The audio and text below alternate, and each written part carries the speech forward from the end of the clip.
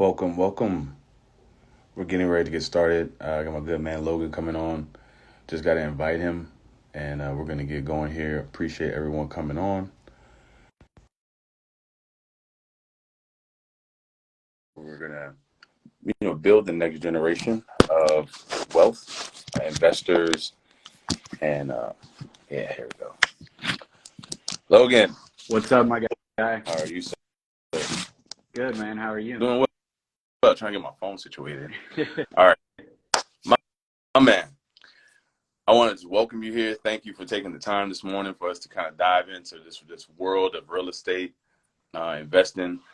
When I met you, I was just very impressed. I've been kind of in this game now. I started doing appraisals probably when I was like 15 years old, but I really started getting into doing deals after I got out of the Air Force. And so I've been doing it about 12 years now.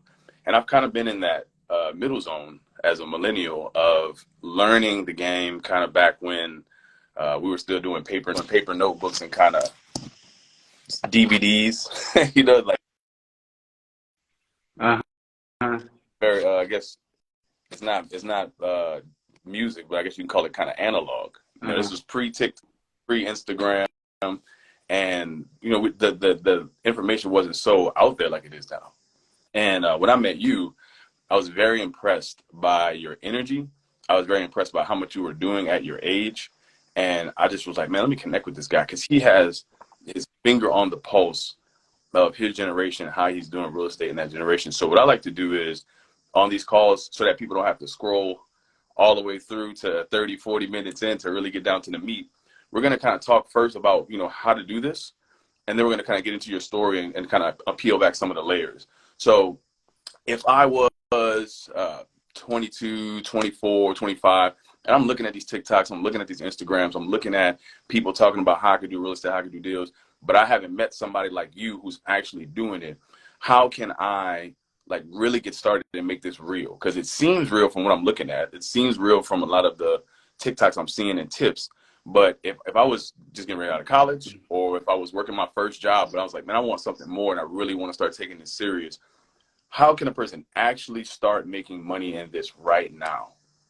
Yeah, I would say the first thing is take all of your extra time and study real estate. So obviously, we're in the information age right now. So I'm not saying it has to be from me, but find somebody that you like, that you trust, that you can learn about real estate and use all of your extra time. Now, the second thing, which might actually be the most important thing, is go to meetups like where me and you met at, right? Because you're immediately going to put yourself right next to somebody who's doing what you want to do. And actually, fun fact about me, the first Tulsa real estate meeting that I ever went to, I was completely new. I had never done a deal. I had one deal under contract, so I'm brand new. And one of the first guys I met, his name's Will Carstetter, and he's a really good friend of mine here in Tulsa. And he bought $15 million worth of real estate last year. So, I mean, literally the first person that I met is one of the people that I look up to today. And so I think those are so key. And, of course, you're going to be nervous and it's intimidating and all that, but you got to start to build yourself up and just go out there and meet people, because what you'll learn is people that are above you in a business standpoint, they do want to help you because they were, everyone had to start somewhere. No one just, unless you inherited 150 homes from, your great grandpa or whatever, you're going to start with zero, and so did everybody else. So people are always willing to help out. So let me ask you this. How did you start that conversation? 'Cause I think that's something that intimidates people, right? They're there and they don't really know how to start those conversations. I know for myself, kind of same thing. I started going to RIA meetings, Real Estate Investor Association meetings. And Yeah. just like you said, I was like I was actually like around your age, and I'm in the meeting and all these guys are, 40, 50, 60 years old, 300 houses, 100 houses. I'm like, he don't need to talk to me. I don't even have no benefit to him. He's going to look at me like I'm stupid. Right. So how did you go about starting those conversations with someone who felt like, maybe, you were going to feel dumb? I think that's what people, get kind of nervous about, or anxiety is I don't even know how to talk to this person. What would you say? Yeah.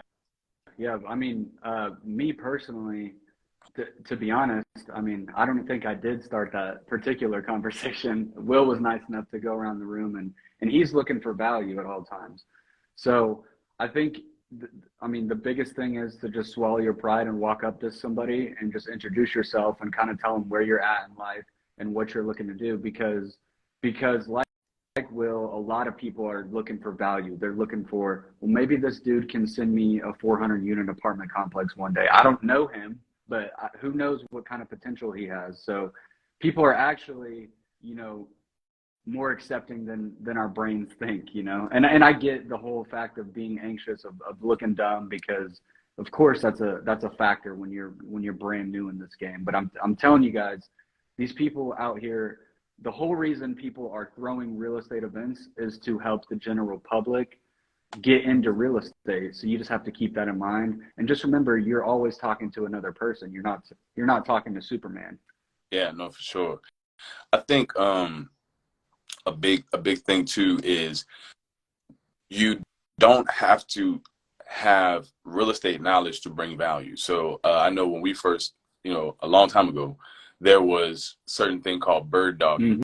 And bird dogging is, you drive around and you look for properties for me. So if I have my business, like, the level that we're on, we're already in the game. We're doing deals, we're making calls, we're talking to contractors, we're checking on properties. So I don't have a lot of time and I'm using a lot of my energy.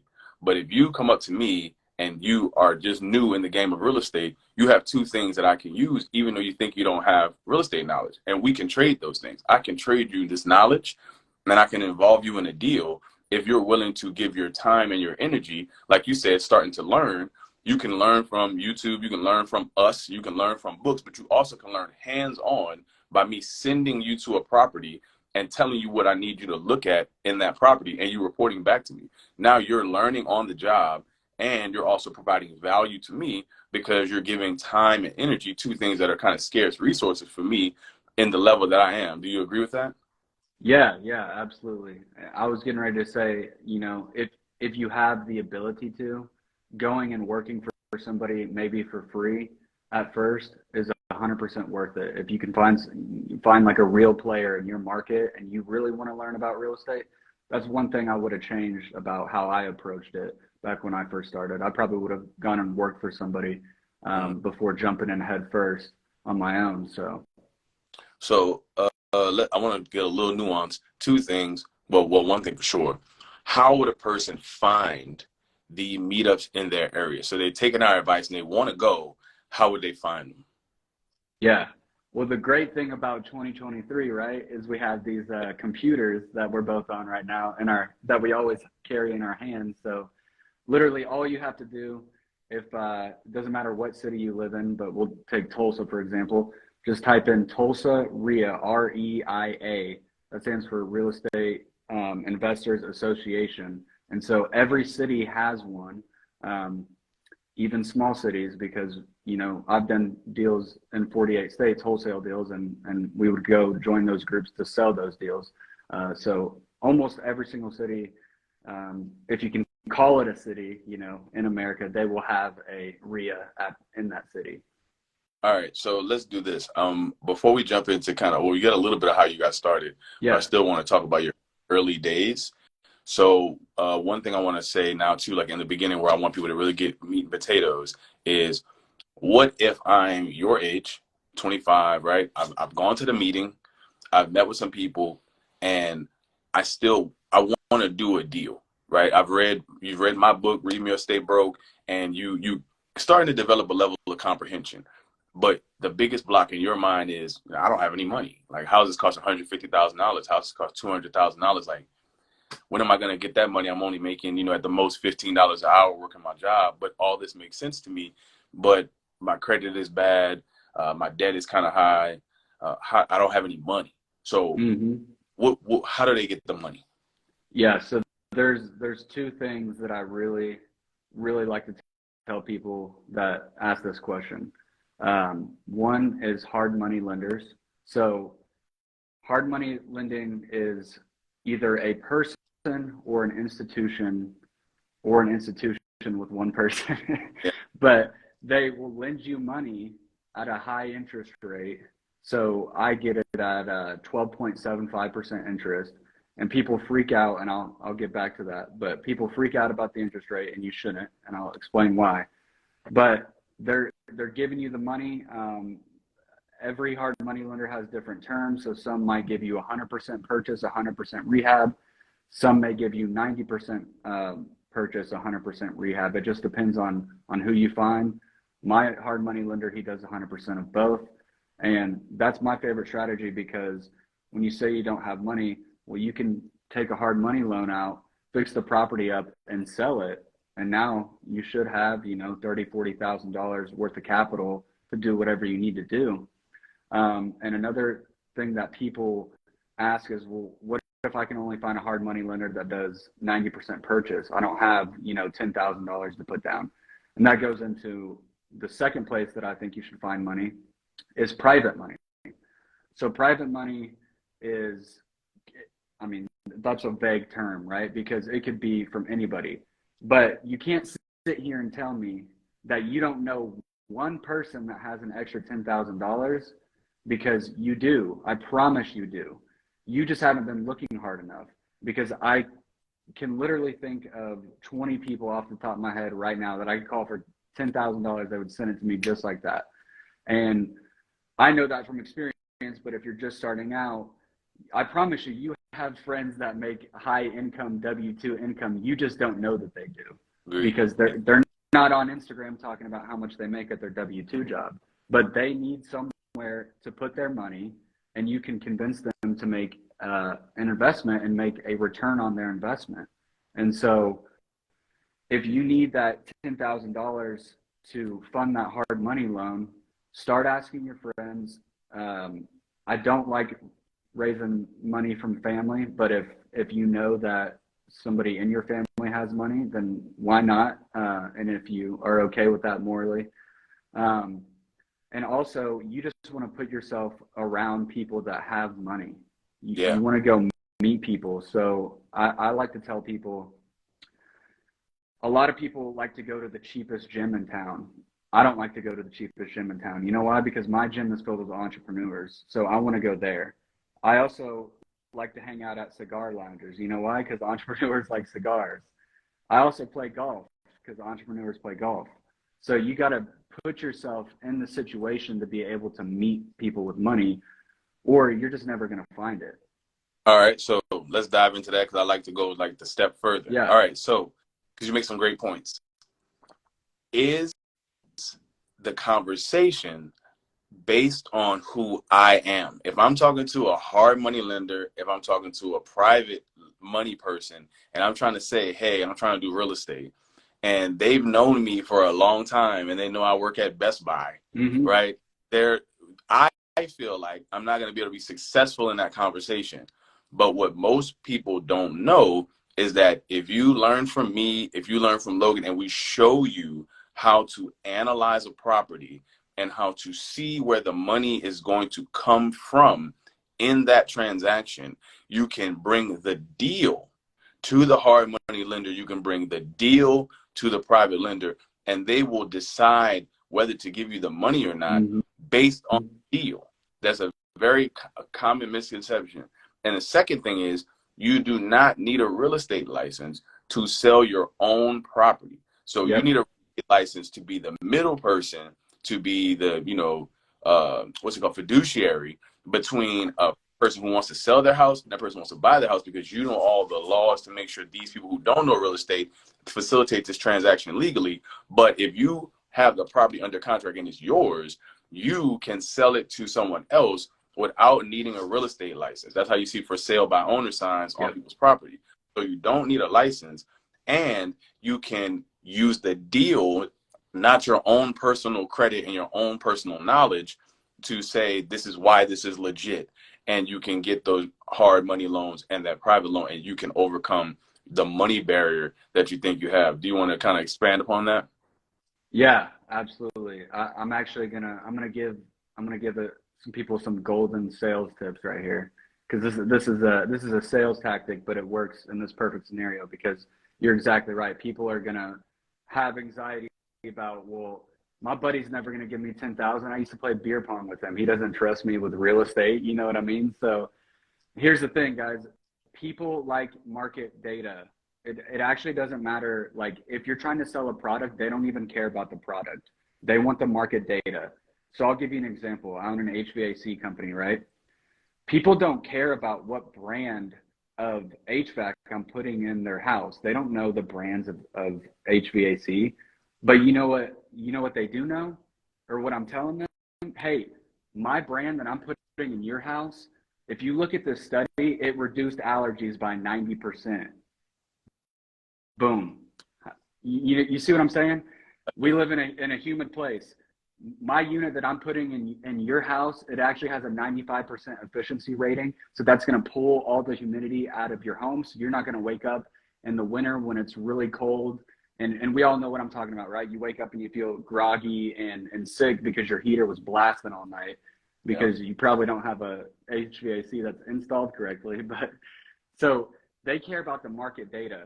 So if I'm bringing a deal, like if you learn from me or learn from somebody else on how to actually analyze a deal, and I always tell people this, the money goes to the deal.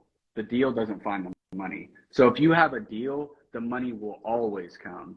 Because if you are anxious about going to your buddy for $10,000, but you can show him, hey, look, dude, I'm at 65% ARV minus my repairs. Here's my bid from my contractor on the repairs. Here's what my holding costs are going to be. If I do sell it with a realtor, here's what my realtor fees are going to be. Here's what my utility costs are going to be.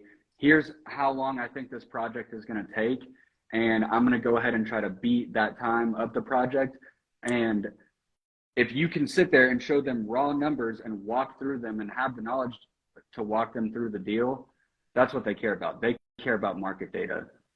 You're 100% correct. I mean, I think that is what the people need to know is some of the, I read a book at one time and it was called Myth Understandings. Mm-hmm.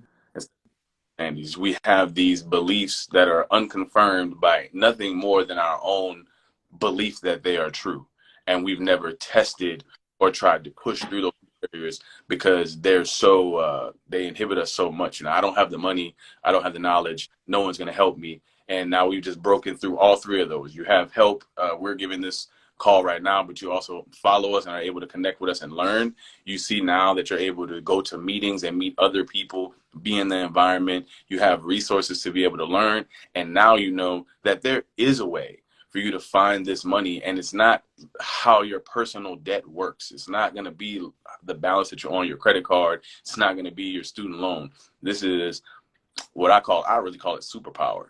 To be able to use what the term in the business is called OPM, but to be able to use other people's money to be able to do deals. Again, you have the time, you have the energy. Once you add the knowledge and then you build the relationships that allow you access to the money, then the sky is the limit, because now you have everything that you need and you begin to build your personal wealth to where you rely less on other people. But then honestly, me, even at this point, I still do deals with other people because it increases my bandwidth. It increases my ability to do more things than the level I've reached right now as I continue to grow, So let's scale back a little bit because I think the journey is important. So let's talk about, you say you went to your first meetup and stuff, but let's talk about maybe the journey of maybe your first couple of deals or your first few years in this. I mean, you're 25 now. I think you say you started back kind of when you were 21. How did that look like? How did you get into this, and what did real estate in the beginning kind of look and feel like for you? Even even a couple hiccups. I think it's important for people to hear failures and stuff, because we want such a streamlined process to success that sometimes you have to learn about how people bumped their head and overcame that, because that's what's really going to give you the inspiration to keep going. This is not a one shot, I hit the bullseye. No, I hit around the bullseye a couple of times. I made a little bit of money around the bullseye. Then I started hitting that target. And then even when I was hitting that target, I had some that went to the side, but the continuous pursuit of trying to hit the bullseye got me closer and closer to being a marksman, So let's talk about how you got started. Yeah, absolutely. So I was a commercial HVAC tech, and I learned very quickly that I did not want to be a commercial HVAC tech. So, but I've always been interested in real estate. You know, in high school, I was reading books about real estate, and so, you know, I was always kind of following wealthy people, and one thing that they always had in common was real estate. So it was always in the back of my head, like, man, I don't know how I get there or what I do to get there, but I know that is like something that I need to get to eventually in my life. Well, so I'm from Kansas City, but I was living in Oklahoma, had just moved here, and I saw one of my buddies up in Kansas City posting these big fat checks, and I'm like, "Yo, what are you doing?" And he told me about wholesaling real estate, and he didn't really give me much information, but he told me what he was doing. So I started looking into it. I stumbled upon Max Maxwell out in Winston-Salem, North Carolina, and I started listening to his podcast a lot. And at that point, I was trying to wholesale by myself with really no knowledge, like whatsoever. It's a funny story. I was actually like pulling houses up on the county assessor, and they give the taxable value, you know, and I'm thinking, oh, that's what the house is worth. And now that's like laughable. Like, but anyways, I listened to one of his podcasts, and he had a guest on who ended up becoming a mentor of mine and a personal friend of mine. His name's Tommy Holt. He's out of Atlanta, Georgia. And I joined his mentorship program. I ended up becoming one of his top students. So I've been to like his high-rise apartment in Atlanta and everything. It's super dope. But I want to pause because this is an important thing right here. You said you did what? You joined his mastermind program. But you had to pay. Yeah, right? Yeah, I did have to pay. People miss that, and they get nervous about that. But look at where you are now. That investment you made, we all do it. And I think that's what separates the successful people from the watchers or the wanters, is that you recognize the fact that you do have to, at some point, say, I really want this more than I want those Jordans, more than to that concert, more than I want to blow this money on whatever you're going to blow it on. There is an investment in your knowledge. I think a lot of times people don't pay for knowledge. You know, a lot of information out here right now. There's a lot of noise, right? And so you think you're getting knowledge in these little tidbits of TikToks and Instagrams, but I'll challenge you to say, which one of those did you take action on? Yeah. You did, because there was no action step. A person didn't show you how to do it, right? And so a lot of times we're looking for someone to show us how to do it, and we don't realize that that person at some time paid, right? So when me and you have our paid mentorship programs and people pay us to teach them how to do real estate, we paid somebody that knew more than time. So I just wanted to highlight that little part, because it's easy to bring it up in our personal history. Like, yeah, man, that's what I had to do. Like, it's nothing. Yeah. To be, look at where I am now. But some people don't realize you have to take that's the separator, is when that person comes to you and says, I'll teach you, but it's going to take you $1,000, but I'll let you pay me in $250 over the next 4 months. And you weigh that and you say, okay, instead of eating out 5 times this month, instead of going to this movie this one time for, $50 for the tickets, $25 for the snacks, I'm going to take that and I'm going to go learn something that's going to I'm going to make my money make money, but through me. I think people miss the through me part. Mm-hmm. It's, if I pay for work. No. If you pay for it and you learn, will you work, right? We have the most highest guaranteed ROI on our money. We are the return on investment. So when you're trying to look at something and wonder, oh, is real estate going to work? Is stocks going to work? Is business? No, are you going to work them? And if you know and you're committed and you decide and you see the value in what we're saying now, and you say to yourself, I know I'm going to work, then you're in the right spot. I just want to talk about that part right there for a second and let you keep going. I didn't mean to cut you off, but it's so crucial to understand the invest in yourself part. Oh, for sure. Yeah, absolutely. And just to even go back on that, I actually booked a call with him before I bought his membership, so I paid for that too. And the only reason that I joined his membership is because I got on the phone with him and realized that he was a trustworthy person. And I told him what I was doing by pulling up the county assessor, and I thought that was the value of the house. And he was like, stop.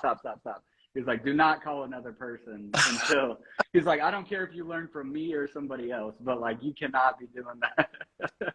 So I appreciated his brutal honesty, and I relate to people like that. So, he ended up being, the perfect match for me. And so I did that, and I did my first wholesale deal in Tulsa, and it was actually, it was unique because I don't think a lot of people do this on their first deal. But I sold that house on terms. I did a creative deal, my very first deal, and I didn't even know what I was doing. But guess what? I had a mentor to go back to and say, hey, I don't know what the hell owner finance is, but this buyer is wanting to do it. How do I approach the seller about that? And I had somebody to lean on. So that's why it's so important, because if I didn't have that, I would have looked like a fool to the buyer, and that deal probably would have never gotten done. And the truth of the matter is, I still did look like a fool to the buyer, but I had the deal that he wanted. So yeah, that's a good point, because think about this: the person who you're doing the deal with, they don't know who your mentor is, right? Yeah. And there's times when you're not interacting with the seller or the buyer, right? And so you can pause, come back, talk to your mentor in your life, and then present yourself back in the deal with more information. You could bring your contract, you can bring the property, you can go back, and sometimes even your mentor can be your lender, right? Yep. You pay somebody to teach you. Like, that's what I help people even buy their properties, right? Yep.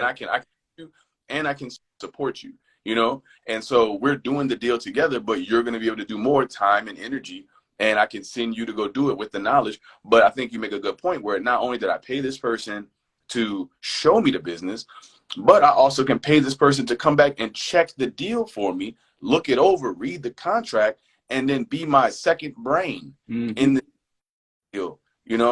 That makes it even more comfortable for me as I learn. So, you're not just paying for, knowledge, but you're paying for analysis as well, a safety net, so to speak, That's what people really miss on, oh man, should I pay for this mentorship? Because, I think I can do it on my own. And then they get hit with one thing and they don't know what the hell they're doing. And then they're losing money, when if you would have gotten that mentorship with somebody who's actually genuine, willing to coach you and stuff, you have somebody to kind of hold your hand on the way till, okay, I'm ready to fly. You know what I'm saying? So, yeah, people miss that all the time, man. Like, it's worth it. And just like you were saying earlier, people look at it as, oh, I'm spending $5,000 on somebody else. No, you're spending $5,000 on yourself. And you're 100% right. The biggest investment is in yourself. This right here is the millionaire in the making, not the person that I'm paying. So yeah, I like that you hit on that, bro, because I 100% agree with that. Yeah, there's a point that I make, kind of in my books, man, and just in everything that I do, is that, we don't know what we don't know, right? So you're unaware of what you're unaware of. The thing that a person can teach you, you're going to learn stuff that you didn't know you were missing. And that's the beauty of, like, when I give my speeches or I give my talks, or when I talk to somebody, I can hear your knowledge gaps as you're explaining your comprehension level currently. Just like you said, when you were looking at the tax assessor wrong, right? Yep.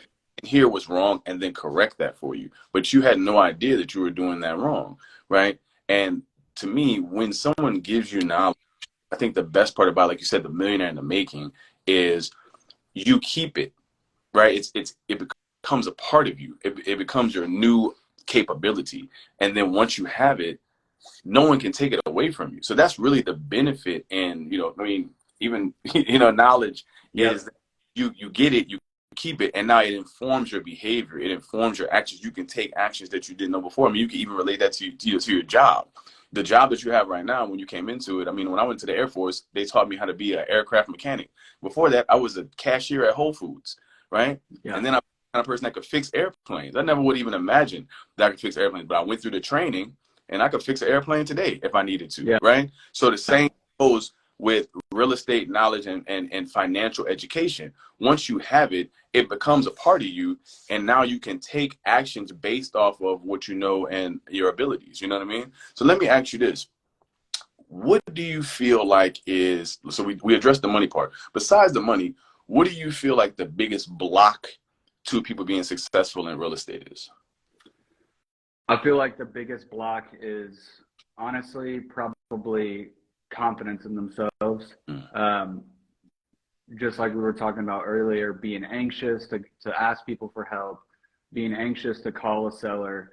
And guys, you just have to remember every single time, or every person that has done this, they started out exactly like you. If you think that I was just excited to call my first seller and my heart wasn't beating 1,000 miles an hour, you're wrong. Like, bad preach. Yeah.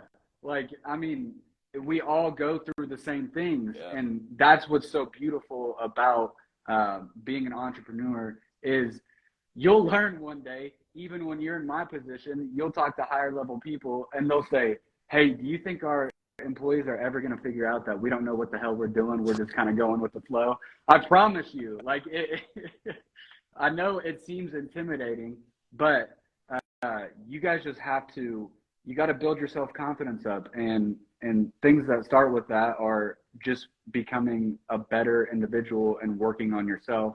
And I actually wanted to hit on this because I've been seeing a lot of it recently online, and I feel some type of way about it.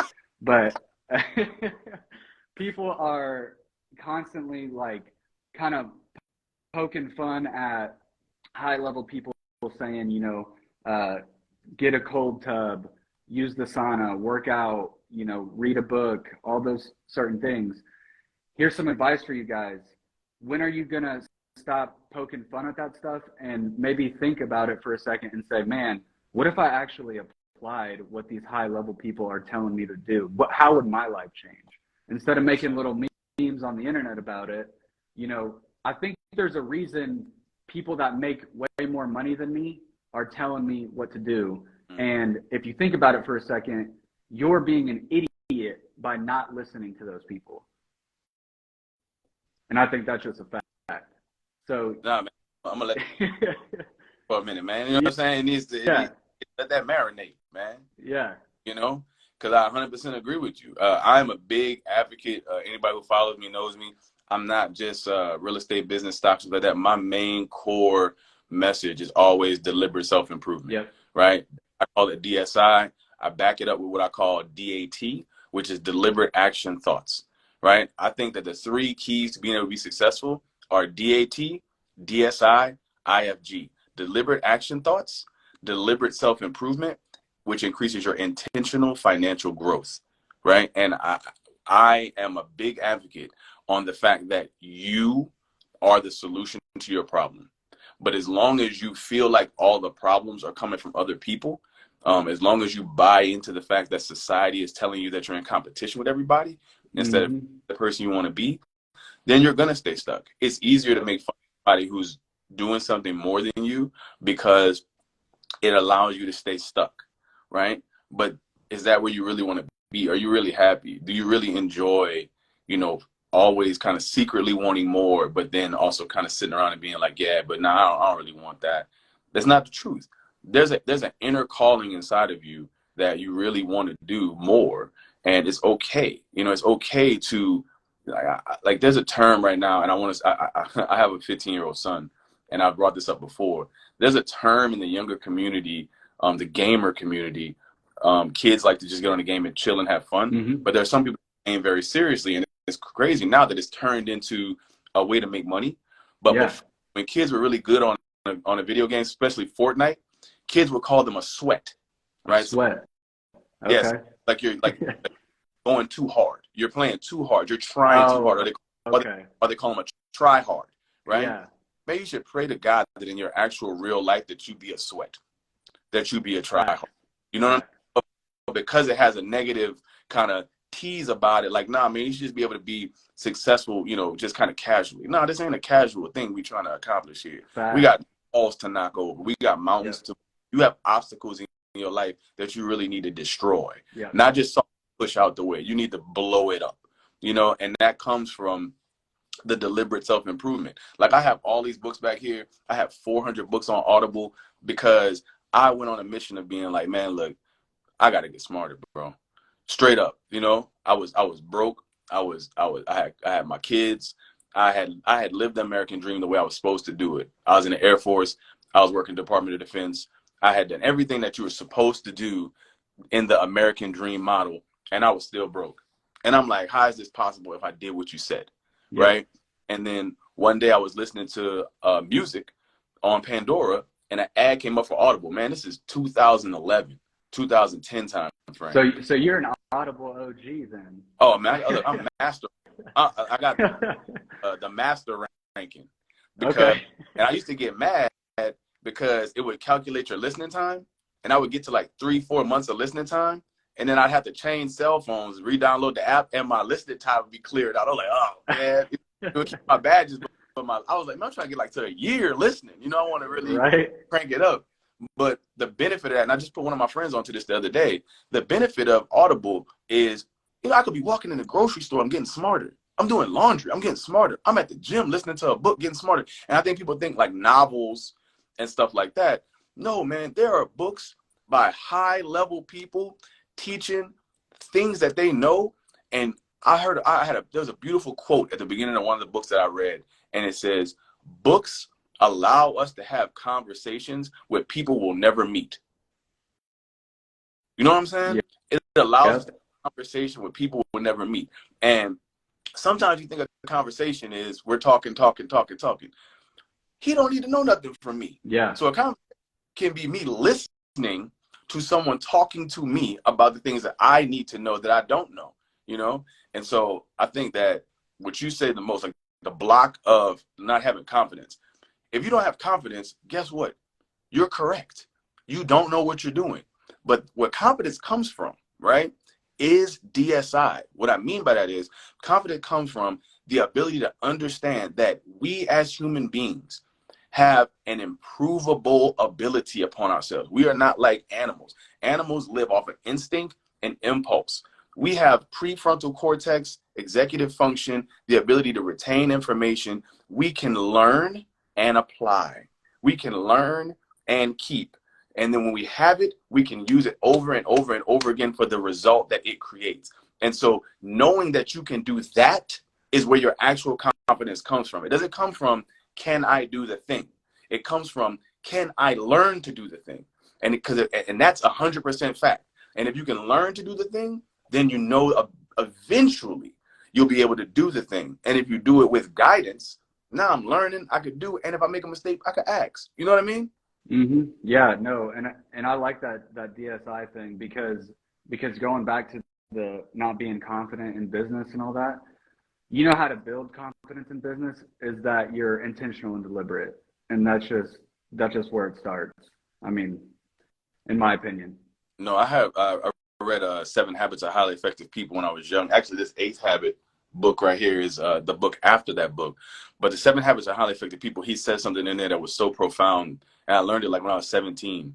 And it says, the process is more important than the product, right? The journey is more important than the reward, because through the journey, you learn how to get the reward over and over and over again. You know, the meaning of the success is where it comes from. Like, think about it. When someone wins an NBA championship, the celebration for the championship lasts maybe an hour after the game. And you're still a championship forevermore. But what is that release when you pop the bottle? What is that fall on your knees crying, thanking to the heavens that you got to be? Where does all of that come from? You know where it comes from? 82 games. You know? If the commissioner just came out in the beginning, like, remember when Kevin Durant was on the Warriors? If the commissioner just came out and was like, look, they got Steph, Clay, Draymond, and Kevin Durant. Y'all not going to beat them. Here, just y'all the trophy. Right. The Warriors would be the champions, but how would it feel? Right? You would just have a piece of gold. It doesn't represent anything, right? This is the product. But without the process, this doesn't represent anything. You don't feel it. You don't look at it with meaning because there was no journey. So same thing for you. Some people just want to have a house, have some money, have a house, have some money. 2 things are wrong with that. One, if you just have the house, you can't repeat the process. You don't know how you did it. If somebody just gives you the money, gives you the property, and you're like, oh, now I got money, I know how to do real estate, cool, do it again. Yep. Do it again. You can't, right? Because you have no process, you know? So deliberate self-improvement, like you said, having that confidence in yourself is worth going through the journey. I've been on this 15 years. And I'm still going higher and higher and higher. I'm still building my brand. I'm still expanding. You just started your HVAC company. We're still going and going and going. The journey is what matters, just even in life. It's the path that you go through. I mean, you never watched the movie and it was like, oh, the movie came on and the person was like, I'm doing good. I'm doing great. I'm doing better. It was awesome. The end. That would be the most boring movie you ever had. Yeah. What are the best movies you love in your life? What do you love about them? The story. The person starts, everything's going good. Something crazy happens. They don't know how they're going to fix it. They begin on the journey of trying to fix it. They think they're ready. They meet the bad guy again. Sit that down. You can't win yet. I'm still not ready. And then you watch, the Rocky music comes on. He trains. It's a montage. Now he's back. And then he wins at the end. Like, that's how all of this works. And you have to want that. 100%. Yeah. No, I like what you said there, because you're so right. Like, championships aren't won in the arena, and they're won in the hours that you're putting in the work. And if you're not being intentional and deliberate in real estate or anything, any type of business, you're never going to get a sale. You're never going to buy a property. And if you guys, just like you said, you can't just, I want to get into real estate and boom, someone sends me the deal of my lifetime and I just made $100,000. And no, you have to be intentional and deliberate. And through that will build your confidence to go up and do bigger deals in real estate. Yeah, I mean, I have an analogy that I use in some of my business classes when I'm teaching people. And to prove the point that more money doesn't solve money problems, more knowledge solves money problems. So the first thing I ask people is, what's the biggest difference between the rich and the poor? And without a doubt, the answer is always money. And I'm like, oh, really? So money is the difference between rich and the poor, because I'm going to prove to you that money knowledge is the difference between the rich and the poor. They buy different things than you is the difference between the rich and poor, and money is not. And I'll prove it like this. What if I gave you $1 million? What would you buy? So a person usually says, I get a house. I'm like, all right, cool. What else? I pay off my student loans. All right, cool. All right. Well, what else? I get a car. Okay, cool. And then what would you do now? I'm going to invest. Okay, in what? How? Right? So Yep. What I really say is, now 2 things are true that you don't realize are true. One, you got the house, paid off the loans, got the car, cool, you're comfortable. Guess what you're not anymore? You're not a millionaire anymore, right? You're like a 700,000-aire, right? Yeah. Or you're broke because you probably bought a Lambo. So, and the second thing is, let me tell you what you don't realize you don't know how to do. Like what? Make 300 racks. So you don't know how to get back to being a millionaire. Mm-hmm. So the money didn't solve your money problems. Yep. Only knowing what to do with that. And that's why you said way in the beginning, you start with the knowledge first, right? That's why I wrote Read Me or Stay Broke, was so that people can have the knowledge first, understand low debt, intentionally build credit, and some savings will then let you qualify, like you said, private money, private lenders, being able to hard money lenders, even to go to a bank. Right now, you qualify for these things, and you're in a position to be able to now borrow money to do things that you see people doing above you. Like, people think that, we've been taught job, and nothing's wrong with having a job. I had a job, and what I did was, with my plan A, I built my plan B. What we're taught, I have not making enough at this job, I'm gonna get another job, right? And we can't even see how other people are making money besides their job. But once you start seeing it, that's what you aim for. Same thing like you. You said you saw your friend wholesaling, and that was like, whoa, what are you doing? Told you. That's something else I could be doing. Well, how do I learn how to do that? That knowledge is what brought you to where you are now, from being an HVC tech to being an HVAC company owner. Yeah. The knowledge. All right, let's see. All right, you did private lenders. So I want to talk to you about business, right? So you have businesses. So we talked about how to dive into real estate, be able to do real estate, stuff like that. Before we switch to business, I do want to add one more thing to the real estate conversation that I want you to kind of piggyback on too. It's easy for us to say, find a mentor, find somebody to help you, because it happened for us. The thing I want you to kind of have an eye out for when you're looking for someone to help you is pay attention to what they're telling you. So I know you talk about the market data, right? When I was learning this business, and the reason why I really enjoyed talking to you and what really impressed me about you was the sharing nature of the information, the way that the younger generation, I want to say maybe 30 and below, talk to each other is freely, openly, and without shade, right? It's not, no one's hiding anything, because Right. you all have like the access to so much internet and grew up on the internet so much that you don't feel blocked by your peers, Mm-hmm. right? When we were kind of in an information kind of maybe way where there wasn't even enough knowledge to know, people hoarded it. They kept the knowledge to themselves. And so the way that the business models used to be about teaching was, look at how the way it would start out is, we found this house. This house had this many repairs. We put this money into it. We made that profit. And they skipped, because it wasn't the sexy part, they skipped what it takes to find a property and the data you need to look at a house. And so people would think that real estate was a scam, or people would get burnt out. And the reason why I wrote Real Estate Broke was because the qualification part was left out, the analysis and the house finding part, because those were the part that make a person have to think about the work, you know? And I don't care about teaching you about the work, because I'll help you go through the work. But when you're looking for a mentor, find somebody that's going to be real with you about what it takes in the beginning. Don't just look at profits. Don't just look at this big $200,000 house. Do not watch A&E and all these TV shows and think that's how fast it happens, because if you can't, you don't even realize where the people get that money from. Right? They're like, oh, we got a house, and we're starting to do.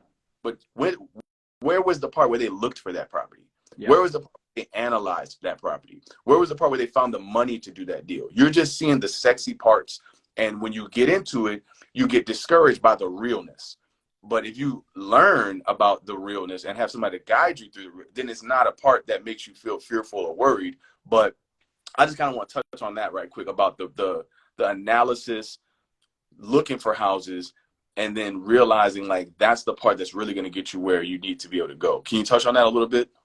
Yeah, for sure. I mean, in today's day and age, I mean, there's a ton of things out there that can teach you how to analyze a deal and all that. But I'll give you guys a real simple formula that you can use that will always work. In times in the market, I never adjust up. People did when the market was real high. I always stayed with this formula. But you want to take your ARV, which is your after repair value. You want to take 70% off of that minus your repairs, and that's what you should buy that property at. And if I never adjust up, like I was saying, people, you know, a year ago were going to 80% ARV, which was stupid in my opinion, because now they can't sell their house if they bought at 80% ARV. But actually right now I'm adjusting down to 65% ARV because interest rates are going up. So give me an example of that with some numbers so that person can follow along. So give me like some numbers. After repair value for people even deeper is what the house will be worth once it's all fixed up and new. So you want to be able to project forward what your house will be worth after you finish doing everything. But give me that same percentage. Just throw me with it so a person can follow along mentally. Yeah, absolutely. So we'll just do some real simple math. So let's say ARV, which is after repair value again, is 100,000. So 70% of that is 70,000. Let's say it needs 30 grand in repairs. Well, then now you're at 40,000. So you need to buy that property at 40,000.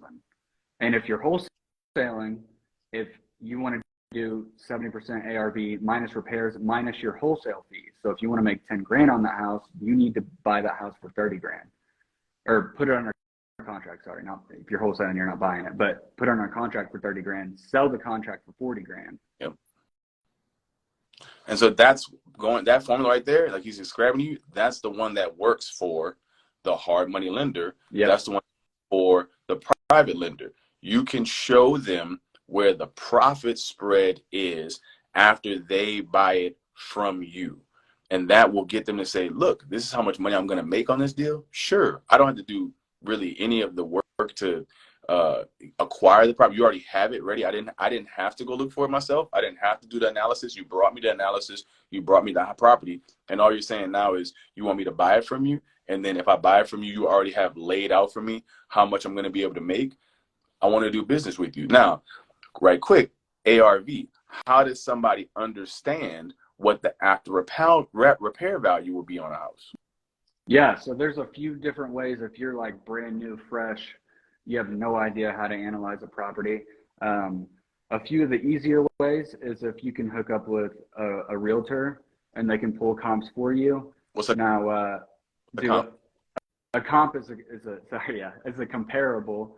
So basically, you're looking at in the same neighborhood, and I'll explain where people mess up on this. But you look in the same neighborhood of what other houses that are like yours have sold for. So if you have a 4-bedroom, 3-bath, you're looking for a house that is a 4-bedroom, 3-bath that's updated. If you're redoing the house, you want to look for houses that are updated and what it sold for per square foot. Where people mess up is they'll go to a neighborhood and then they'll be looking at houses across a major street and they'll be like, oh, my house is worth $300,000, when in reality, if you're on the east side of the street, it's worth 150. And so that's where people get burnt. That's where, if you're starting out and you're brand new, a realtor can be a great resource to pull comps for you. And you just kind of have to promise them work in the future. Like, hey, if I end up flipping this house, I'll use you as a realtor, but can you pull comps for me? So that's a great way. I need to do a video on it, but I run comps on Zillow. I run them by myself. I just go and look at previous solds and I do the math on per square foot. And I've actually compared myself to MLS comps and I'm literally pennies off, like pennies. So I'm really good at it at this point. If you send me an address in Tulsa, I know what it's worth. Yeah. And that's all about knowing your market. So you definitely want to know your market from head to toe. And people are like, well, how do you get to learn your market? Once again, guys, we have a computer that we carry around with us all day. So hop on Zillow and start studying, like, what are houses selling for in this neighborhood? Mm-hmm. And another great way to do that is just start driving around. Where are the neighborhoods that are coming up in your community, right? Where are the houses that are being flipped? Yeah. And you also want to know how to find a person that can help you in real estate. If you see a dumpster in the yard, look up who owns that house and call them. Hey, man, can I come check out your flip? I just want to see what you're doing. I'm getting into real estate. Mm-hmm. I just want to see, the process that you do, how you run your contractors, etc. And you may get lucky and find your mentor right there. Agreed. So I want to make a point about this. How much does it cost for you to talk to the realtor to get them to pull comps for you? That's a variable question, because you can find a really nice realtor or somebody who's going to want to charge you. So most of the times, if you're an investor, right, like you just said, most of the time when you talk to a realtor, their money is on the commission of the sale. And so do all the work that they can to move towards the sale. Yeah. So you don't have to hire them in the beginning. Yeah. That's something that I want to understand. When you call a realtor and you say, I'm an investor, I'm looking for properties, they're going to ask you, what kind of properties are you looking for? You tell them where you're looking for them, and you ask them to put you on an email list and send you some properties that qualify for what you just asked for. And they're going to send them to you. You don't have to pay a fee. You don't have, you know what I mean? They're not going to charge you. Yeah. If you find one, you call another one, because there's people that will not, because they'll work with you. I have a real estate. I've been working with Christy for years now, 15 years, because I called her one day when I was a rookie and I asked her to send me some properties. She sent me properties. About a couple months later, one of those properties turned into a deal. Now I'm legit. Yep. Now she's like, he can do this, right? Working through all my knowledge, I got the deal sold. And so we've done multiple properties since then. I just talked to her last week, but she asked me about my kids. She's seen my boys grow up. I brought my sons when they were like 5 and 2 to closings, and she saw them when they were little bitty babies. Now she sees them playing high school basketball, but it's not hard for you to find somebody who will be able to show you these properties. So just to recap, you can find a house in a neighborhood that you can see is for sale or looks like it's not up to date. Like you said, you go to the tax assessor, you look at the value of that house right now, and you look at the sales price. Then you kind of analyze what the repairs will probably be on that house. Now, from there, you look at the other houses in the area that are already repaired, recently sold, and are up to date. You find the difference between what that is selling for, what your house is selling for, and then minus the repairs it takes to get that house up to that level. Once you do that, you calculate backwards, like you said, that's the after repair value. The difference between where my house is now and what the houses are selling for in the area is the ARV, my after repair. After I repair this house, this will be the value. Once I have that, now I can take, like you said, the repair cost out of it. I can put my fee on top if I'm going to wholesale or not. And I can also present that house even as a rental property to one of my investors. I can say, look at the long-term cash flow you'll be able to get if you repair this and rent it out, and then still have the value to be able to sell it. But being able to go through this process is what, you might not catch it right here in this IG, but you can DM me, you can talk to Logan, you can contact us, you can come back to some of the other calls we'll be doing, buy, read me, and stay broke. But you have to take that first step to say, this is making a little bit of sense to me. Mm-hmm. And if I take a step into it, because they can't pull me, I can't drag you to your financial success. But if you say, you know what, that's starting to make sense to me, and I'm smarter than I thought I was, I'm comprehending this, I'm catching this, let me tap in with these guys, let me get a book, let me really take it serious, because that's what's going to make the difference and make you successful. You know what I mean? Facts. Yeah, 100%. All right, let's talk about business. So in real estate, also, you have to treat this like a business, right? You have to understand that you're going to make these chunks of money. You're going to have to pay some taxes on these chunks of money. You're going to need people to help you. You're going to need systems, but all that doesn't have to be in place to start. That is where you grow to. Yep. So I do want you to talk a little bit about business systems, even maybe some business finance, in a ways that you're able to take the steps to make this real for you, because this can really replace your income if you structure it right and take the right steps. So talk to me about starting a business. Yeah, absolutely. Well, I do want to point out the number one mistake that I think people do, and you kind of already hit on it, but they'll go buy this software, they'll buy that software. They're trying to implement systems from day one. They haven't done a single transaction in their business yet. And before you know it, they're spending $900 a month on software. They go buy it, or they go rent a new office. They're spending $500 on that. And the company's bankrupt within 3 months because you wanted to look cool on Instagram. This is the truth of the matter. But yeah, I'm a big fan of bootstrapping businesses. So like if you're listening to this and you've never done a real estate deal, yeah, I do recommend that you get PropStream. It's $99 a month, but nothing else. Say that again. Get what? PropStream. Okay. Yep. PropStream. It's a really great software. It's going to help you out with analyzing a lot. But even if you don't have to get PropStream either, because you have things like Zillow and Redfin that you can run comparables on and analyze deals on. But you guys have to learn how to go through a deal and do a transaction before you go implement all these systems, because you will go broke trying to implement systems from day one because you have no idea how to do a transaction. It's like when I talk to unrealistic investors that want to invest in a real estate deal and they want a huge return on a small amount of money, and they've never even invested in one of my deals before. And it's the same thing. And so I'm a real big fan of doing everything that you can do for free. And I'll give you an example. My HVAC company, we're not even 2 months in. We've done $20,000. I haven't spent a dime. This is not a lie. I have not spent a dime on marketing. Yep. Not a single penny on marketing. Yep. But I used my resource of being an investor and reached out to all the big investors that I know here in Tulsa. And I've literally done 20,000 revenue in less than 2 months just by word of mouth. So if you just got into real estate, start telling your friends and family, hey, I'm looking to buy an ugly house. Do you know someone who's struggling with money? Yep. Start letting people know. Like, get on Facebook. I'm a cash buyer. I buy houses. Join RIA. Hey, I'm the new cash buyer in town. And don't worry their doubts, right? Exactly. Yeah. Jay-Z that said, don't worry about what other people say. Everybody's scared. Just do you. Right? They're worried. And so when they tell you, I remember I first was starting out in real estate investing, and I was telling one of, I think it was like one of these coaches at a college that I knew I was friends with him.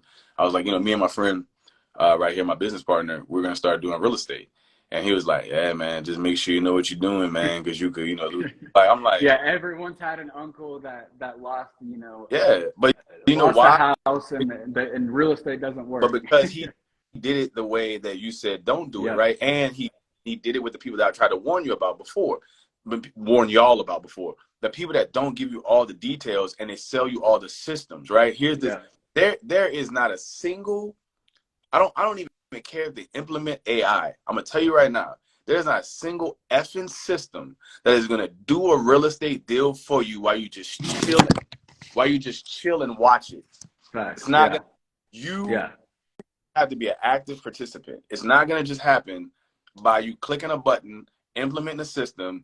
It brings the deals to you, qualifies the deal for you already, and all you have to do is click over here and send it out to all the buyers.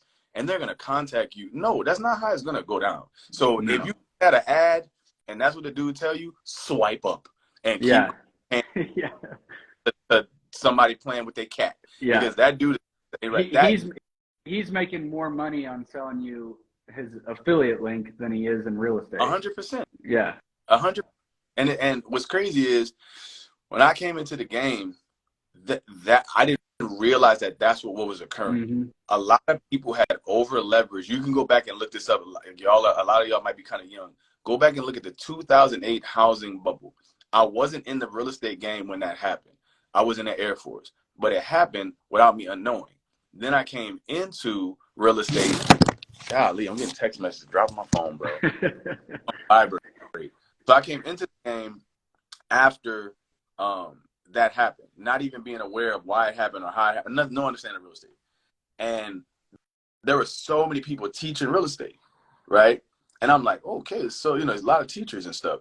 What I didn't realize was a lot of them had lost their money being over leveraged in '08, and a lot of them didn't have deals right now, so they still needed a way to make money, right? Mm-hmm. So they were subject to and creative financing and all these different things, about how to do real estate. But it was all, everybody had a course because all these dudes were trying to teach courses because they couldn't do no deals right now. So then the market changed and they had a lot of foreclosures out there because so many people had foreclosed in '08, lost that. So then everyone's teaching foreclosure strategies, how to get a foreclosure, how to get an REO, which is a real estate owned, which is a foreclosure at the bank.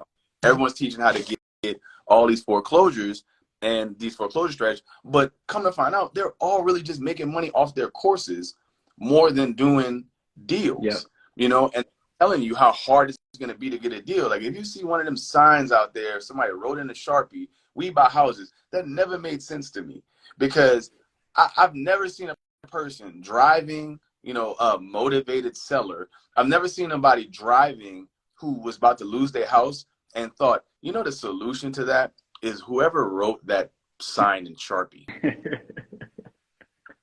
You know what I'm saying? Yeah. And that's what burnt so many people out because it was like, we found this house. You go to the seminar, we found this house. We put this repairs in it. We flipped it. We sold it. All right, now I'm gonna buy your program because I want to sell houses like that. Then you buy the program. Yeah. How do you get the houses? All right, first thing we have to do is you have to market. And how you market is you put some signs out. You could buy these signs, drive around. It's like, bro, that's what makes people get burnt out. That's what upset, right? Is the mindless BS that is not actually going and how we would show you how to find a property, and without that first part, that's when you feel, Jesus Christ, that's when you feel lied to, man. When you're a busy guy, bro, that's when you understand that that's how your burnt out uncle or whoever warned you, right? So you can't listen to that person because they went through what I just described, right? They were trying to do this pre-TikTok, pre-Instagram, pre-young people. Like, dude, there was none of y'all in the business. I was y'all when I first came into business. I was the 125-year-old dude in a room with people who was 10 years older than me not trying to tell me nothing, you know? And now it's so impressive because y'all have each other and you have the ability to send this information out on a daily basis that it feels more legit and it feels, more doable. It feels more honest because you're validating each other, you know? But being able to start, talk to people and keep going regardless of others' doubt is going to be a whole lot easier for a lot of you because they have people like you in your lives. My peers are doing it. Before, I was looking up to like all these, old people that was, you don't deserve to be all the way up here yet. You can have this little crumb.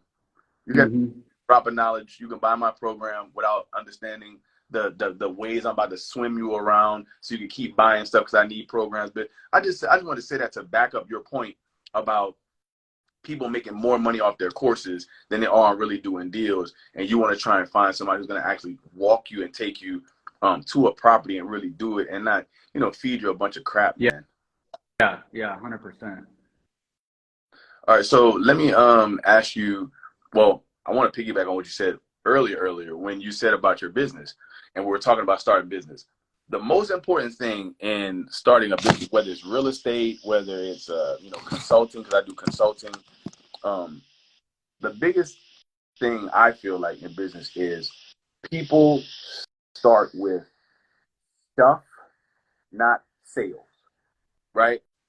And what you just described, you said the first thing you did when you started your HVC company was talk to customers, right? You talked to other investors who had houses that made the HVAC. You talked to customers and you told them about your service so that you can make sales, right?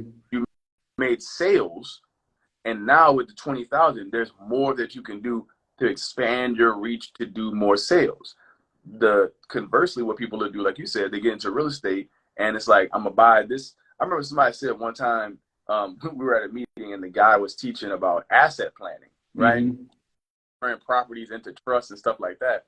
And he's teaching all these ways of moving the property into a trust and having it in your will and doing that.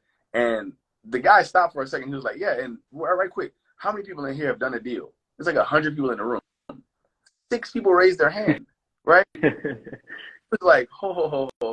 Yeah. But we need to talk about doing deals first because you're worried about asset planning and making sure you got your asset strategy just right for when you get a deal. Yeah. And that's where people get the analysis paralysis. Yeah, they do. They get analysis. They start looking into all the little details of how to do it right and make sure. And then another thing too, oh God, right quick. Hey man, looking. Right? No one's looking. And what I mean by that is stop thinking that you're doing your business with everyone's eyes on you and comparing to how they're doing. Me and Logan do real estate 100% differently, but we doing it our way because rich is relative, right? His net worth and my net worth are not in competition. His deal strategy and my deal strategy are not in competition. My business structure and his business structure are not in competition. What I mean by that is people start to set their stuff up and then go on Instagram or go on TikTok or something, and you start seeing the fancier way the other guy's doing it, the slicker way the other person's doing it, the smoother way that they're setting up their LLC and their S Corp and how they're getting their business credit and all that BS pulls you back to be like, oh, before everyone sees what I'm doing, I gotta make sure I'm doing it the savvy way that guy's doing it, so I don't get judged. Yeah. Man, look, bro, if you money, F a judgment. You know what I mean? Seriously. Your personal financial goals. That's the only metric that you need. Rich is relative. You can have somebody who has $3,000 a month in expenses and they make $100,000. That person is rich. You can have somebody over here who has $300,000 of debt and they make $100,000 on a deal. They still $200,000 in debt. They broke as a joke. You feel me? Rich is relative. So stop comparing. My grandma always used to say, don't worry about what other people got because you don't know how they got it. You know what I mean? Yeah, for sure. I mean, really, it's just, just like you said, about people that are making money on these courses is, yeah, they could be making $100,000 a month, but they're also spending $100,000. You know what I'm saying? And that's half the people on Instagram. So coming back to what you were saying is you really just have to find someone who you trust, that's genuine, who's actually going to take the time to do that. And that's why I only do one-on-one coaching, is because I don't have the bandwidth to help, 30,000 people or however many people that these people are trying to reach out to, because a video course can only give you so much, but one-on-one coaching, I can actually be a coach, do what I promise that I'm going to do, and help you to actually land a deal, not just go buy all these softwares. Yeah. And I make $1 million off you buying the softwares off my affiliate links, and I'm going to go, put some more money into Facebook ads, some more people sign up for my course. So, yeah. Like we're not trying to be hypocritical here. Like, we teach, but just like in anything, who real. Mm-hmm. That's why I could put that just straight up. Like, yeah, judgment of character. Yeah. Yeah, man. Like, who's real. And so, like you said, the market data, I feel like when someone is selling you something, or you looking at, who you want to learn from or who you want to partner with, look at them. Like, pay attention to them. Do a little more research on them, even more so than their course. And when I mean do research on them, I don't mean look at when they say how many deals they've done, how much money they made. Like, you could feel when someone is not keeping it real with you. Yeah. You could feel it. Like, there's so much stuff on the internet now that corny come across real quick. Mm-hmm. You know what I'm saying? Corny come across real quick. And that's the only thing that we're talking about, because as we've gone through this business, right, and we paid for courses and stuff, every time I paid for something, that person wasn't they wasn't who they said they was. Not every time. I have been legit, but yeah, I bought courses where I was like, come on, man, you was on that BS. I remember there was a dude when I first got started, like, you don't understand the hierarchy of real estate. So, doing mortgage notes, renting out property long-term, doing rehabs, and then wholesaling, and then assignment. Mm-hmm. So for people to understand, that's the kind of levels you can go through in this business. You don't have any money, you can get a real estate contract, you can give a contract to somebody, make money. The level above that, you can wholesale, you get the house under contract, you can sell the house to the other person, make a profit on that. That's wholesaling. Next, when you get the house yourself, you rehab it. Do you sell the house to an end buyer? That's profit. Next, you buy the house, you hold it, you get cash flow, long-term rental property, and you still hold the asset. Above that, now you own the house free and clear. I'm going to just sell you a mortgage on that house, but I'm going to be the bank. Those are the right? So down here, when you don't understand that hierarchy, all of those feel the same because you don't understand the difference between the ways you can do property. There was a guy when I first started out, he was going to charge me $5,000 to do assignment of contract training. And I had to give him 15 up front. And then he was going to do like partner on each one of my deals I sold after I learned from him. Right. So he was going to tie me in long-term, and he was going to hit me up on that one. Right. And something just felt off about it. I felt like a little uncomfortable. And I started doing more and more of my research and started learning. I'm like, dang, bro, you trying to tax me for like the simplest strategy. But yeah. I didn't know. Right. And that was that's that when you really feel like, man, bro, you have to pay attention to people's character and what they're trying to do, So, let me see. So, like, as we finish up talking about this, I want to ask you, because I really enjoy your content. I really think that you're authentic. I think you talk about things that are very inspirational, and I admired you from the very time I met you, because you're a dog, man. You know what I'm saying? You're a grinder. I want to congratulate you on your upcoming kid. I want to congratulate you on starting like that next phase of life. But I also want to tell you, like, I really admire how you built yourself before that part of your life started. And I want you to try and just hear if you could share, some of your motivational philosophies, some of the things that give you that drive. Because like I said, with deliberate self-improvement, it really means a lot to me. And I wanted you here not only for business, not only for real estate, but also for your personality. And I kind of want to do some more of these, because I think they're beneficial to the public and your audience as well. But give me some of that fire, man. Like, what do you feel like is some of the best kind of motivation to go after it in life. Yeah, for sure. And first of all, I appreciate you by saying those things. But I'm actually glad you asked this question, because recently I've been doing a lot of reflecting on just the past, 3-4 years that I've been in business, and reflecting on everything. But really, what drives me, and I'm just going to be real, what pisses me off that it doesn't drive people, is you have a 1 in a 100 million chance that your sperm cell is going to make it. So think about the odds of you being alive right now. Now let's go a step further. If you're watching this in America, you hit the fucking lottery. Like, I don't think people understand this. Like, not only was there a 1 in 100 million chance that you're alive, but you live in the United States, and you live in a free economy. We live in a capitalist economy where you can go out, start something from the ground up, and make money. Another thing that, motivates me is I'm a follower of Christ. So I believe that everyone is God's children. And what comes with that is a certain level of responsibility. Because you are that, how are you not wanting to be the best person that you can be? I don't understand it. Like, I really don't get it. And most of all, what drives me is myself. What drives me is creating a life that, my kids can never imagine was possible.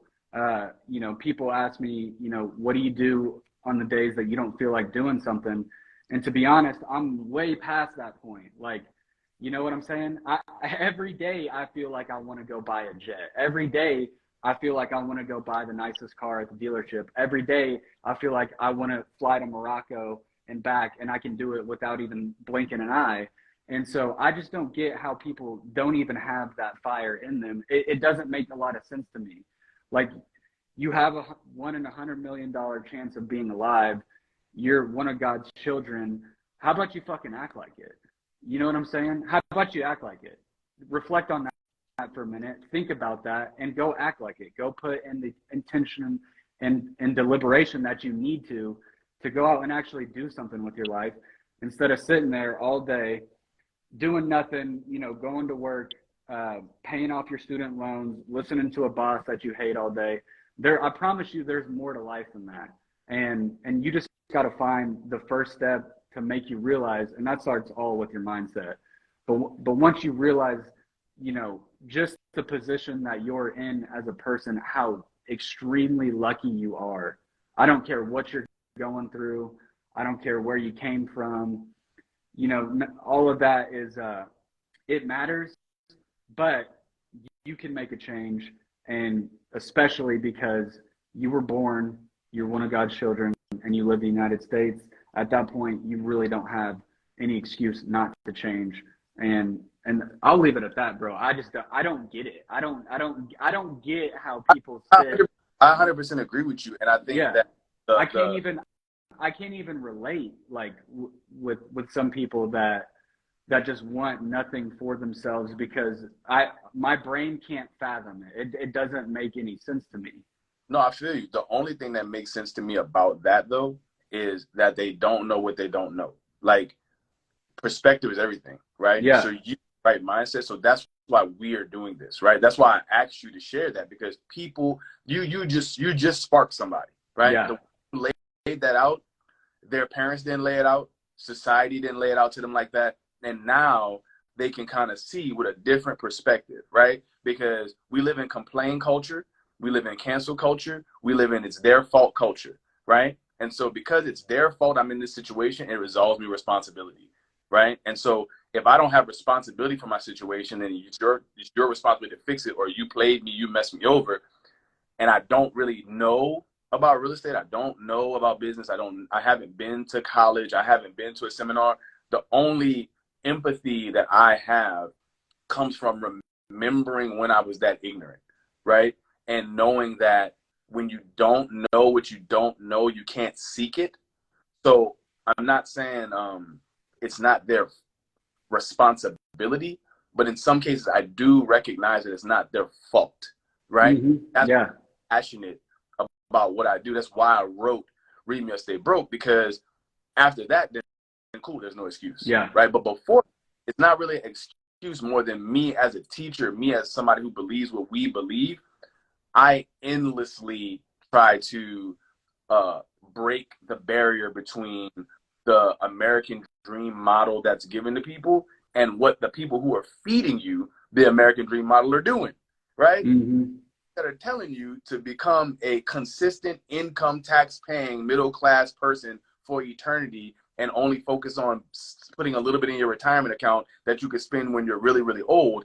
Those same people have trust funds, have property in trust, they're creating the laws that allow the tax loopholes in business. They own real estate, they own private companies, they own those. But in order to have the employees to work there, and in order to have the taxpayers to keep them with their job in the government, they have to sell you on the go to college, get the college debt, get you the house on that job, get you that car. So that's constantly being fed to you. Mm-hmm. And in the public, I'm not going to teach people how to be financially independently wealthy because I need more people to come over here and be employees. Even if you pay attention right now to your job, and there's nothing wrong with having a job. Like, everybody has to start there because you don't have any way to raise income. I never try and preach, man, quit your job and do real estate. F your job. No, work, save some, use your job as your first initial source of capital, but then be learning. I used to be fixing airplanes, listening to audiobooks, right?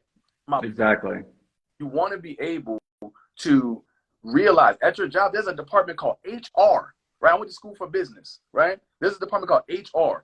It's called HR, so you don't remember exactly what it's called. Human resources, our resources, the human beings that are here using their energy instead of my energy to get this done, right? And then you have in business what's called human capital, right? We have the people here, the bodies that we use as a portion of our business system to make our business run. And again, there's nothing wrong with that. I'm gonna have employees. You're gonna have employees, but I'm gonna empower them to read me or stay broke, use the money, and then go. And I'm gonna hire a younger person to come in and work them through that same ladder type model to get them to be independently wealthy. But all I'm telling you right now, like you're saying, you have to have an inner drive to say, this is where I'm at, but this is where I'm going. And the part that really should keep you motivated 100% of the time is, like you said, Christ, God, right? We are beautifully and wonderfully made. And I want to add one thing to what you said. We were lucky to be here. We live in America, right? And we have a capitalistic society. The problem right here is that we're taught that people who have money are doing something wrong to the people that don't have money. I was blessed to be able to grow up in a system where I grew up in New Orleans, and so we were like kind of as poor people. I'm not poor, but and New Orleans is not poor. What I'm trying to say is, when you're in a situation where you're kind of underserved community, right? Idea that people are supposed to help you get out of your situation is kind of true, because some of them help create that. Like I just said, like the model that's come, like you created this while you're benefiting off it. You could kind of help some of the people out, so that makes us democratic. But then I started going to these seminars, right, and these meetings, and I started meeting a lot of people who were Republican, and they were having money, businesses, real estate, and so I was in the middle, and I was like, hold on. They don't understand each other. Yeah. Like, there has been neither, right? It's like, if you were over here and felt this, you would see why they feel this way. If you had this money, you would see why they do what they do. They don't want to pay less taxes because they're trying to F you over. They're trying to pay less taxes because the government's taking the money that they had to read, learn, get a seminar, go to a course, do all the stuff that we taught you to do. You do all that, and then they're like, oh, yeah, give me a bigger piece because you made more. Why wouldn't these people fight, right? You over here, you feel like they should do more because you're blaming them, not it, right? And if you understand that it is keeping you down there by not telling you how they're doing what they're doing, you would come over here. Not so much politically, but philosophically. You would understand the model is built around fiscal conservatism, because you would be opening up the doors to being able to do the things that they do financially. And once you're able to see that right there in the middle, you're like, oh, okay, I can transition, not political, but I can transition financially, and I can have a blend of both beliefs. I can use I make out of what I'm making, I can give back some, right? And also I could go make some. You find this middle ground. But the thing I wanted to add lastly to what you said about being born, being in America, having a capitalist society, is the best things in life are free. The best things in life are free. And what I want to hammer home to you is this: thinking, energy, and life are free. You have energy, it comes back every single day. No matter how much you use, you recharge. No one can tax you for that. You can breathe the air. There's no fee for air. If there's a fee for air, we'll all be done. Like you got people, you got people water and food. Breathe, right? So you got your energy, you're alive. Thirdly, you can think. Right now, if I asked you, what's your address? And you thought about it in your mind, you can hear your own inner voice and no one else can hear you. That means you can plan in private, you can analyze in private, you can come up with ideas in private, and no one can hear what you're doing. And if no one can hear what you're thinking about, no one can get in your way because you're able to decide what you're going to do. The problem is people want your attention. They want your mind. They want your energy. So they fill it with all the stuff that they want to fill it with. But if you were to able to use your thinking power, which is free, your energy, which is free, if you used your energy to acquire knowledge, if you put the knowledge in your mind and you think and you use that thinking to then deliberate action thought, move your body in the direction that you want to, there are financially beneficial actions. And if you do those financially beneficial actions as a habit, guess what? That's when the money starts rolling in. So I just wanted to add that to what you were saying about, us being able to be blessed and be lucky and why people don't understand. I think once they understand kind of what you said, plus what I said, the motivation is natural after that. You know what I mean? Exactly. Yeah. Well, man, I appreciate you being here, my man. We got to do this again. Absolutely, brother. Yeah, absolutely. We'll definitely do it again. They could get in touch with you, and I think people should hit you up for a one-on-one call, man, because you just bring a different energy, and you do it. You do it the right way. How can they get a one-on-one call with you or connect with you? Yeah. So you can go to my Instagram bio. You can go schedule a call with me on there. Other than that, I mean, you can DM me. I'm an open book. You make sure to follow me on all my socials on IG and TikTok. It's Logan Invest. On Twitter, Facebook, YouTube, it's Logan Haskett. But if you type in my name, Logan Haskett, you're going to find me anyway. So you can go to Twitter. I've got a free ebook in my bio that you can download, and it's got all of the game. I'm telling you right now, dude, I've got like over 1,600 downloads, and I've got a whole bunch of people that are telling me like, I can't believe this was free. Because that's the whole point of why I made it free. I wanted you to think that you stole that book from me. So make sure you go download that book. It teaches you how to get your first rental for zero money down. Oh, that's some gems right there. Yep. Oh, sure. Well, man, thank you for being on here. We definitely got to do this again. I enjoy your company. And, man, just thank you for being a blessing to all the people that took the time out to be on today. Absolutely, bro. Yeah, thanks for having me. All right. Man, salute you. Go kick butt today. Yes, sir. All right. All right.